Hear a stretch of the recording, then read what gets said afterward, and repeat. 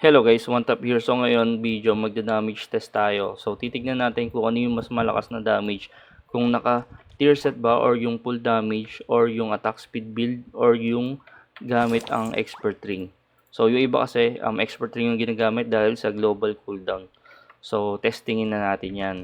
So syempre ang una natin meron tayo dito attack speed na 387, ang build natin strength tsaka agi. Tapos sa skill natin, ang gagawin ko sana dito, wala akong Sonic Blow dapat.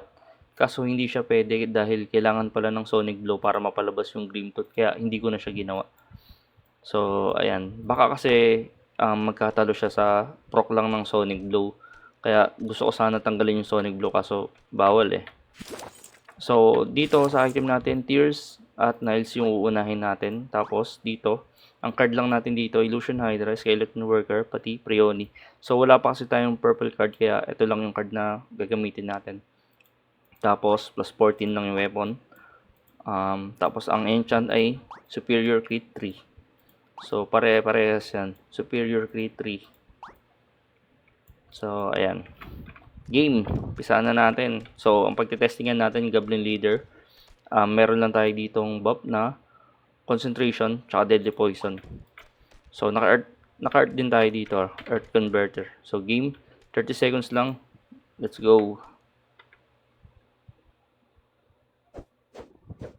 So ayan yung damage natin pag naka Tears at Niles. So 555, 900k yung Sonic Blow.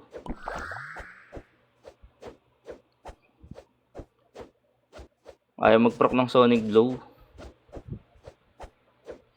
So 540, 560. Tapos isusulat natin siya kung yung total damage output natin. 30 seconds lang. Oh, sumobra. So 35166. Sige, 31 seconds natin. Dahil sumobra eh. 3516 35166 6800 Tears and Niles. So, ayan yung damage natin. So, gagawin na natin 31 seconds sumobra. So, ang next naman natin ay expert ring. Parehas lang yan ng ng mga card guys . So, card natin Greatest General. Tapos, Mantis 2 star. Tapos, ganun pa rin yung attack speed natin 387. So, ganun lang ulit yung buffs natin. So, game 31 seconds. Let's go. 600, 495. So, bumaba yung Sonic Blow. Naging 800k. Pero, malalaman natin. Ang mabilis naman dito, yung global cooldown na yun, no? 0.4. Kanina parang nagsi 0.6 pa eh. 0.5. So, ayan. Maganda sana to kung walang Sonic Blow eh.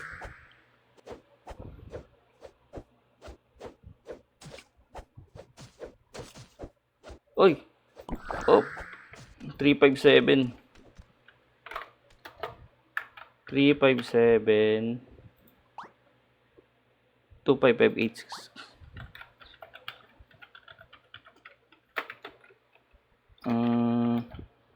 Tears and expert.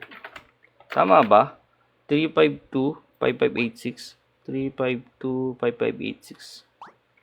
So, ayan. 35255. So, lamang na agad siya pero konti lang yung diferensya. So, gagawin naman natin, testing naman natin kung naka-rider set tayo. So, ayan. Rider set, attack speed natin, 461. Testingin na natin. So, ganun uli yung pet natin kasi maganda sana kung Sohi pero hindi natin ginawa. Siguro magpa 500 attack speed tayo siguro pag naka-Sohi tayo kasi yung Sohi, yung Lucid Dreams, may 10% attack speed pa. So, ganun lang ulit. Testing, 31 seconds. Go. Let's go. So, parang ganun pa rin yung global cooldown niya eh, no? 0.4. So, mamaya testingin naman natin kung naka-brooch. So, ayun yung test, yung next natin. Yung full attack speed build. 31 seconds ulit. Kanina na 30. Nasanay kasi ako ng 30 nagda-damage test eh.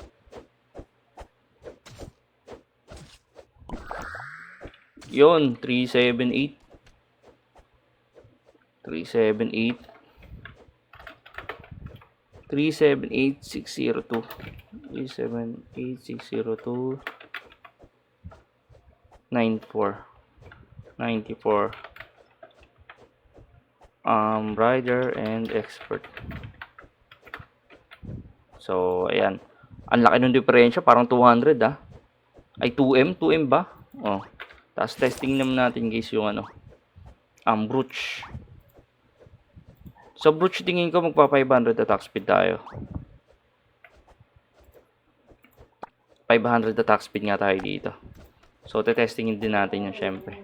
So, ganun pa rin, 31 seconds. Bobs lang. Let's go. Siguro guys, talaga nagkakatalon na lang talaga sa pag-proc ng ng Sonic Glow. So parang ganun din no. Ay hindi, 0.5 mas mabilis pa rin talaga yung expert ring. Kaya marami rin talaga gumagamit ng expert ring. Pero yun nga lang, mahina nga lang yung damage ng ng Sonic Glow tsaka ng Grim Tooth. Pero kung pabilisan naman, syempre, expert ring talaga. Uy, sumobra. Pero 363. Wala, talo pa rin to.